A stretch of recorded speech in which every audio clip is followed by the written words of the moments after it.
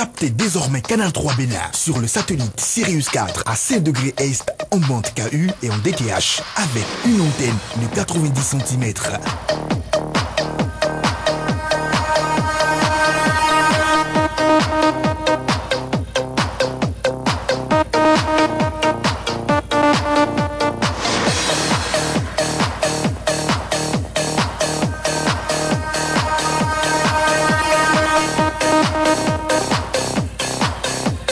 Canal 3 Bénin est ainsi présente dans toute l'Afrique.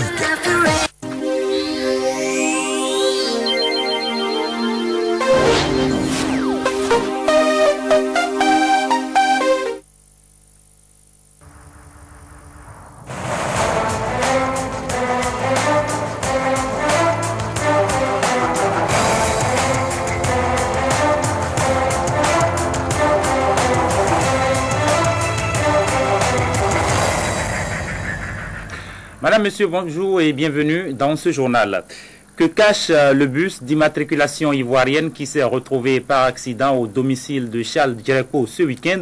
C'est la question que se pose l'ancien président de la Sénat et dans ce journal, nous ferons un retour sur les lieux de l'accident. Les jeunes étudiants d'Abomey rendent hommage aux 12 rois du Dahomey. Ils ont organisé dans le cadre du Festival international des cultures du Dahomey une grande procession à travers la ville. Or, du Bénin, en Côte d'Ivoire, la période de couvre-feu qui devrait s'achever ce jour vient d'être prorogée d'une semaine. Mais de l'autre côté, le calme semble revenir après le retrait du blocus militaire constitué par les forces fidèles à Laurent Gbagbo.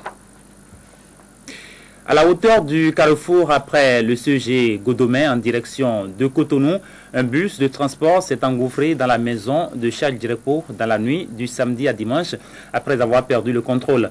Le bus en question d'immatriculation ivoirienne et qui devrait contenir des passagers était plutôt chargé de marchandises convoyées du Ghana en direction du Nigeria. Que transporte véritablement ce bus dont le contenu est curieusement scellé? C'est le second souci de l'ancien président de la Sénat qui en appelle à la responsabilité des services douaniers. Ronald Robinson et Alexis Agbonton. Dans la nuit du samedi dernier à dimanche, à la hauteur du carrefour du CG Godomain, en venant vers Cotonou, le vieux bus chargé de marchandises que voici n'a pu arrêter sa course effrénée qu'en s'encastrant dans cette maison qui se trouve être celle de l'ancien président de la Sénat, Charles Djerepo. Si on s'en tient au témoignage de la seule femme parmi la dizaine de passagers que contenait le bus, c'est par peur d'être agressé que le chauffeur filait et subitement a une fois de plus perdu les pneus qu'il a fraîchement acquis. Il allait chercher l'argent chez Lagos pour venir payer d'autres pneus pour mettre encore. Vous dites que papa, on va dormir là-bas, on n'est qu'à aller vite, papa, ils vont nous adresser encore. Le pneu est cassé. Verser la route, au milieu de la route. On va gâter les gens, on va blesser les gens. Le chauffeur l'a trahi jusqu'à... Le chauffeur ne peut pas. La voiture est tournée, il est passé pour venir rentrer ici. Mais depuis l'accident, les va-et-vient autour du transbordement des marchandises souffrent surtout de transparence, faute des services compétents en la matière, indique la victime et ses proches. Et on veut le faire sans la présence des services compétents de la douane. Les gens sont revenus avec la gendarmerie pour nous dire qu'à cause de la guerre en Côte d'Ivoire, qu'ils sont en train de partir au Nigeria avec des effets personnels qu'ils ont mis sous escorte douanier. Alors là, vraiment, nous ne sommes pas compétents en la matière, mais nous croyons qu'il y a des doutes. Il y a du nébuleux. Et tout le soin pris pour rendre inaccessible son contenu est entre autres indices ce qui inquiète les victimes et laisse penser à un probable trafic resté jusque-là caché dans ce bus. Ils m'ont saisi pour un transbordement et je me suis opposé à ça en disant que j'aimerais que les forces qui veillent sur la sécurité des personnes et des biens dans mon pays sachent quelles sont les marchandises qui transitent par le pays à destination de notre pays ami voisin, le Nigeria. Soit c'est des marchandises qu'on devait déclarer régulièrement à la douane, on est en train de contourner la douane pour passer. Il y a des chaussures qu'on a vues emballées dans des conteneurs. Mais en deçà, il y a des choses qu'ils ont scellées, on met des fils de fer et on scelle. Est-ce que ce n'est pas maintenant qu'ils sont en train de faire des papiers pour authentifier leurs choses? Qu'est-ce qui va se faire? Comment est-ce qu'on a pu laisser circuler librement cette épave de tout danger? Là reste encore une autre inquiétude. Pour moi, c'est un cercueil roulant. Un cercueil roulant qui, heureusement, n'a encore fait enregistrer aucune perte en vie humaine, du moins pour le moment. On ne sait jamais. Si un temps il y avait une âme dedans et qu'on le laisse passer, demain peut-être cette âme-là va se servir pour nous braquer demain. Par rapport aux dégâts, le propriétaire des lieux, tout en appréciant les efforts des forces de sécurité d'Abomey-Calavi, demande une garantie de dédommagement et insiste sur le contrôle des marchandises par les services habilités. Le feuilleton urbain d'Ainvos suit son cours. Les travailleurs du ministère des Finances, déterminés à retrouver leurs collègues, n'entendent pas baisser la garde. Ce jour, le sit-in traditionnel des mardis est organisé dans les locaux du ministère. Mais le cachet spécial cette fois-ci, c'est la venue du Sato depuis la région Agoni. Ce sont en effet des tambours sacrés qui ne sortent que lors des événements de grande importance. L'autre particularité du sit-in aujourd'hui, c'est que cela fait exactement 120 jours que Pierre Urbain d'Ainvos est porté disparu. Les syndicalistes n'en démordent pas. Pour eux, leur collègue est toujours en vie et ils le réclament en bonne santé. La FESINTRA Finance a déjà annoncé une grève de 24 heures pour le jeudi prochain. Claudine Prudencio était hier à Godomé. Elle est allée procéder à la mise en place officielle de la cellule de base de son parti, Union pour le développement du Bénin Nouveau, UDBN, dans cet arrondissement de la commune d'Abomey-Calavi. Occasion pour la vice-présidente du parti de rappeler les missions des membres des cellules de base. Le compte rendu. L'hôte du jour, c'est Claudine Prudencio, première vice-présidente de l'UDBN, Union pour le développement du Bénin Nouveau. Si elle est descendue à Godomé l'après-midi de ce lundi, c'est pour procéder à l'installation officielle des membres de la cellule de base de l'UDBN dans cet arrondissement d'Abomey-Calavi. L'accueil réservé par les militantes et militants du parti venus de différentes localités de la commune était des plus chaleureux.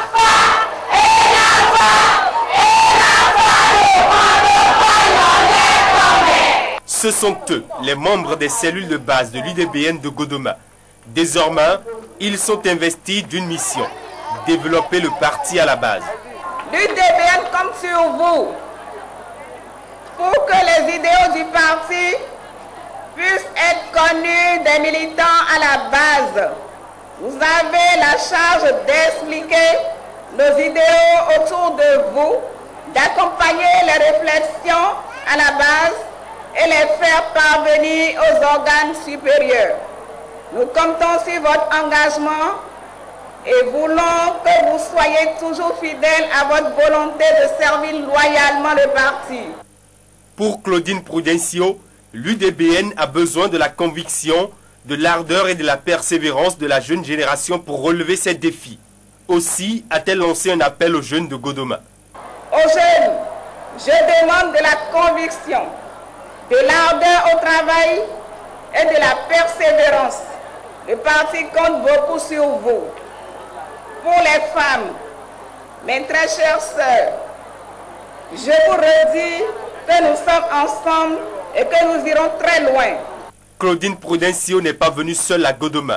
Elle s'est faite accompagner de son collègue, le ministre Sobo Sigboko. Celui-ci a adressé aussi un message aux militants et militantes de l'UDBN. Vous êtes engagés pour la réélection d'un homme qui fait aujourd'hui notre fierté. Dites donc à ceux qui hésitent encore de ne pas perdre leur temps ailleurs. C'est au début de cette année 2010 que l'UDBN a été créée. Elle s'est lancée comme défi la rupture et l'émergence des nouvelles valeurs.